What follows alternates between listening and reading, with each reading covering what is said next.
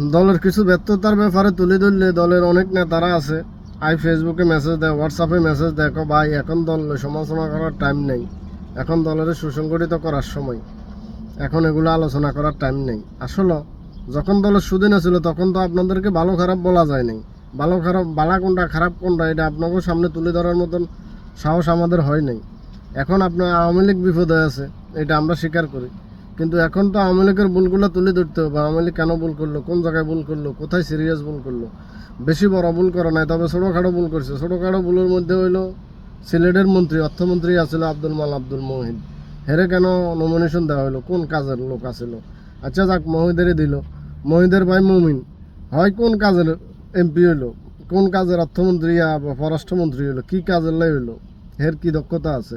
হেরে আমেরিকার তো না নিয়ে আমরা মন্ত্রী বানাইতে হইব। তো আওয়ামী লীগের এগুলো সিরিয়াস ব্যর্থতা, ঠিক আছে? বাইরের লোক আনি এমপি মন্ত্রী বানাই দেওয়া।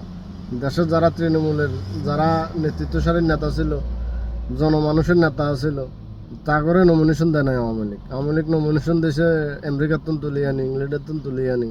আওয়ামী লীগের এগুলো বড় ব্যর্থতা, এটা স্বীকার করতে হবে। সাইদুল হক সুমন ব্যারিস্টার এরা নমিনেশন দেন, হ্যাঁ স্বতন্ত্র তুন জিতে আইছে, ঠিক আছে?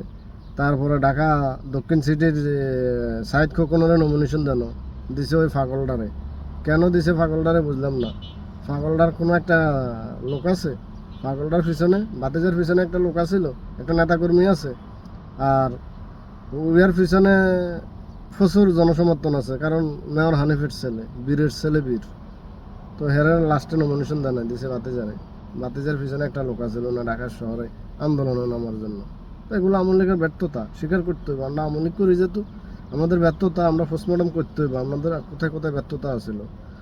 বিএপি গুলশানের মতন বিএপি এলাকাতে আরাফাত এরা নমিনেশন দিয়েছে, কোন কাজে নমিনেশন দিয়েছে, হের দলের পিছনে অবদান কি? হে আসলে চাটুকারের নমিনেশন দিয়ে বই দিছে। ফেরদৌস ধানমন্ডির মতন এলাকাত ফেরদৌসের নমিনেশন দিছে, কি দরকার আছিল ফেরদৌসের নমিনেশন দেওয়ার? এত ভালো এত হাই প্রোফাইল এলাকাত ফেরদৌসের দলের পিছনে কি অবদান আছে? ফেরদৌস দলের জন্য কত বছর ধরে খাটছে, কত বছর পরিশ্রম করছে। ফেরদৌসের পিছনে কয়টা আওয়ামী লীগের নেতাকর্মী আছিল, এখন জনশূন্য নেতা আছিল, এগুলোর শেষ পর্যন্ত ধরে ধরে এমপি বানাই দিই। আওয়ামী লীগের এই দুর্গতি হয়েছে, এগুলো আমরা স্বীকার করতে হইব। কারণ ব্যর্থতা তুলে ধরতে হলে সফলতা আসবে, ব্যর্থতা না তুলে ধরতে পারলে সফলতার পথ আপনার জীবনও দেখতে না, আপনার শুধু অন্ধকারে থাকতে হবে, ঠিক আছে? তো এগুলো মাথায় রাখতে হবে। জয় বাংলা, জয় বঙ্গবন্ধু, সবাই ভালো থাকবেন।